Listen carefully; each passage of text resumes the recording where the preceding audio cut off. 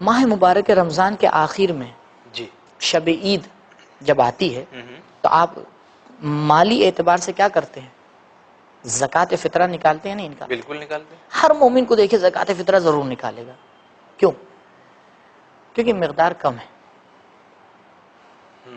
کیونکہ مقدار کم، اور اس کو ڈر یہ لگا رہتا ہے کیونکہ روایت نے کہا اگر فطرہ نہیں دو گے روزہ قبول نہیں ہوگا.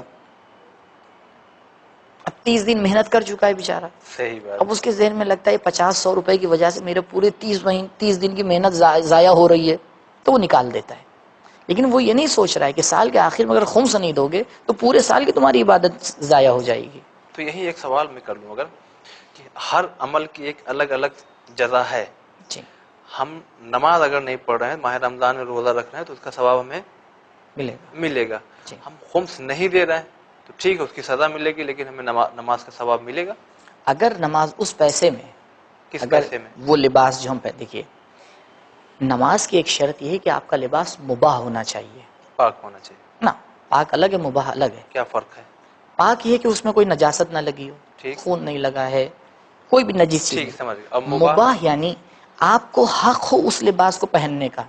اچھا. آپ نے کسی کا مال، مثلا کسی کا لباس چوری کر لیا، پاک ہے، کوئی نجاست نہیں لگی ہے، اچھا مباح نہیں ہے. لیکن مباح نہیں ہے، آپ اس کے اندر تصرف نہیں کر بہت سکتے، خوب. آپ کو حق نہیں کہ آپ اس کو اٹھا لیجئے بغیر جس کا مال ہے اس کی اجازت کے.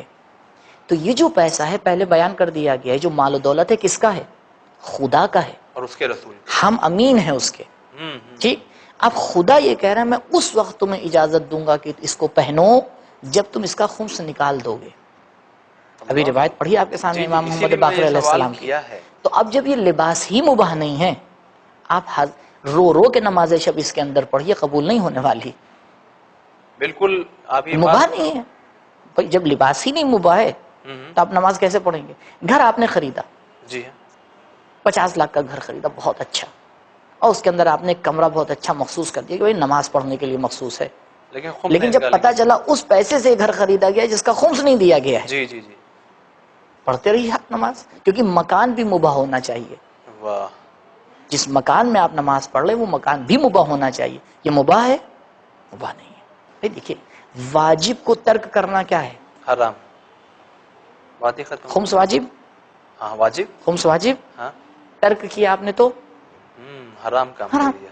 اچھا حرام کام انسان کر رہا ہے اپنی زندگی میں تو کہاں سے توقع ترقی ہو؟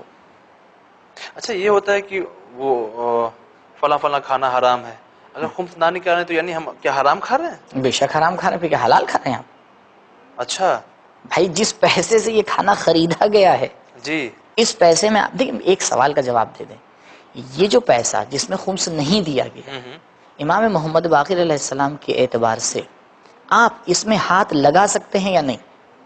نہیں لگا. جب نہیں لگا سکتے تو کیسے آپ اس پیسے سے کھانا کھا رہے ہیں؟ کیسے اس پیسے سے آپ جو نماز میں استعمال کر رہے ہیں؟ کیسے اس پیسے سے آپ عزاداری کر رہے ہیں؟ اوہ. کیسے کر رہے ہیں جب آپ کو حق نہیں ہے؟ اگر ہم خدا، رسول اور اہل بیت کو کچھ سمجھتے ہیں تو بہرحال یہ باتیں ہمارے سامنے دو چار کی طرح روشن ہیں. اگر نہیں سمجھتے ہیں تو نہیں سمجھتے.